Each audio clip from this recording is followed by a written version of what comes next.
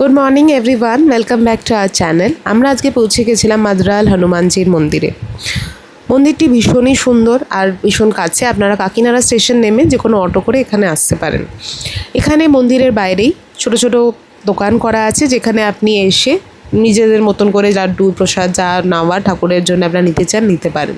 এখানে খুব সুন্দর একটা জিনিস আপনারা দেখতে পাবেন, এখানে কেউ মুখে ডাকে না, হাতের ইশারায় ডাকে। তার জন্য কি হয়, কোনো কোলাহল, কোনো আওয়াজ, কোনো চেঁচামেচি কিচ্ছু নেই। মানে আপনার পরিবেশটাই এত শান্ত, খুব সুন্দর ম্যানেজমেন্ট। আমি এই ম্যানেজমেন্ট যে কমিটি আছে তাকে সত্যি ধন্যবাদ জানাতে চাই।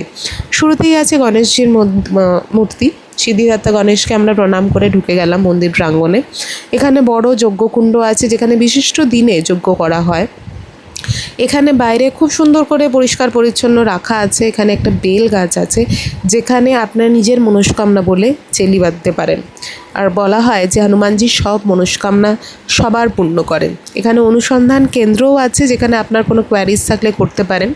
এখানে আমি একটা বড় জিনিস বলতে চাই, যদি আপনারা এখানে আসছেন অবশ্যই এখানে যদি শনিবার আর মঙ্গলবার আসেন 51 টাকার মূল্য এখানে মালসা ভোগ পাওয়া যায়, আপনি নিয়ে যেতে পারেন বাড়িতে। তবে শনিবার আর মঙ্গলবার এই ভোগটি দেওয়া হয় 1টার পরে, সেইভাবে টাইম ম্যানেজমেন্ট করে আসবেন। এখানে যেরকম আমি ওনার থেকে 4টে প্যাকেট করে নিয়েছিলাম, চেলি, কর্পূর, মোমবাতি, ধূপকাঠি, সিঁদুর সব পেয়ে যাবেন। আর এখানের মোমবাতিগুলোর রং হচ্ছে কমলা, যেটা খুব সুন্দর। আর এই সেই হনুমানজির মন্দির, যেখানে হনুমানজি শায়িত রূপে আছেন। এখানে পুরোহিত মশাই, পণ্ডিতজিরা থাকেন। আপনারা এসে নিজেদের নাম গোত্র বলে পুজো দিতে পারেন এবং এখানে এসে অবশ্যই হনুমান চালিসা পাঠ করবেন। এতে সত্যি আমরা একটা জায়গায় গেলে একটা ভাইব তৈরি হয়, মন শান্ত হয়। এখানে আপনাদের হবেই সেটা। সিঁড়িগুলোও খুব নিচু নিচু আছে, সাইডে 2টো স্টিলের হ্যান্ডেল করা আছে, তাই কোনো অসুবিধা নেই। আপনারা ধরে ধরে আস্তে আস্তে, যাদের হাঁটুর সমস্যা, যারা বয়স্ক, তারা এসে এখানে পুজো দিয়ে আবার বাড়ি যেতে পারেন। এখানে পুজো দেওয়ার পরে আমরা যখন এখান থেকে বেরোবো, তার আগে আপনারা এখানে যে সিঁদুরটা আনেন, সিঁদুরটা কিন্তু এখান থেকেই দেবেন। আর আমরা মহিলাদের এখানে হনুমানজিকে টাচ করা বারণ, স্পর্শ করা বারণ, কাইন্ডলি ওটা করবেন না। এখান থেকে বেরিয়েই মন্দির প্রাঙ্গণের ভেতরেই কিন্তু শিব ঠাকুরের মন্দির আছে। আপনারা এখানে অবশ্যই আসলে এই মন্দিরগুলো অবশ্যই দর্শন করবেন। আপনারা বাড়ি থেকে চাইলে জল, দুধ নিয়ে আসতেই পারেন, তবে চেষ্টা করবেন মন্দির পরিষ্কার রাখার। শীতকাল আসলে কি হবে, বাচ্চারা এখানে খুব আনন্দ করতে পারবে। মানে একটু ঠান্ডা ঠান্ডা থাকলে এখানে স্লিপ আছে, সিস রয়েছে, দোলনা রয়েছে, মানে জায়গাটা খুব সুন্দর। এবার আমরা এখানে নন্দী মহারাজকে দর্শন করে আমরা মন্দিরের ভেতরে চলে যাব।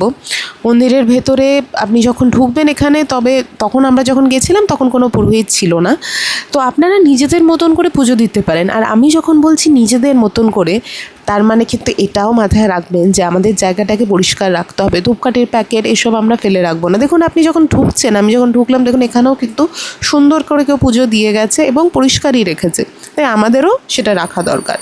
এখানে সেই ভোগ তৈরি হচ্ছে কাঠ দিয়ে খুব সুন্দরভাবে। আমরা এরপরে চলে গেছিলাম উপরে। এই যে মন্দিরটি দেখছেন, এটা হচ্ছে মা অন্নপূর্ণার মন্দির। এইখানে আমরা যখন গেছিলাম সেটা বাসন্তী পুজোর পরে, তাই সেই প্যান্ডেলটা এখানে এগুলো রয়েছে। আমরা এখানে পুজো দেওয়ার জন্যেই গেছিলাম, কিন্তু মানে এটা আপনারা নিজেরা দিতে পারেন। যে সবচেয়ে কথা হচ্ছে যে পুরোহিত মশাই থাকলেই পুজো হবে, না হলে না, সেটা তো নয়। কিছু কিছু জায়গায় আপনার যখন না থাকে, আপনি গেছেন, তো আপনি নিশ্চয়ই ফেরত আসবেন না। আপনি নিজের মতন করে ঠাকুরকে অর্পণ করে আপনি পুজো দিয়ে আসতে পারেন। এখানে মা অন্নপূর্ণার এই অপূর্ব রূপ দেখে সত্যি মানে এত সুন্দর, মন শান্ত হয়ে ওঠে পুরো। এখানে আশেপাশটাও খুব সুন্দর, ঠান্ডা হাওয়া দিচ্ছে। জায়গাটা খুবই খুবই সুন্দর। আপনি অবশ্যই আপনাদের রিকোয়েস্ট করব এখানে আসুন। এবং এখান থেকে বেরিয়ে আমরা আরেকটা মন্দিরে চলে যাব, যেটাও মন্দির প্রাঙ্গণের মধ্যেই রয়েছে। এটা হচ্ছে খাটু শ্যামজির মন্দির। দেখুন,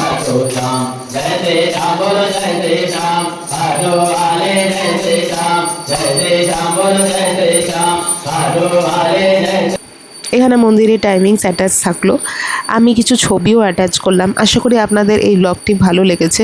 অবশ্যই এখানে আপনারা যাবেন, আপনাদের সবার খুব ভালো লাগবে। আশা করি আপনাদের ভিডিওটা আজকের ভালো লাগলো। আজকে এইটাই আমি শেষ করলাম। আবার দেখা হবে পরের একটা ব্লগে। টাটা, বাই বাই, নমস্কার।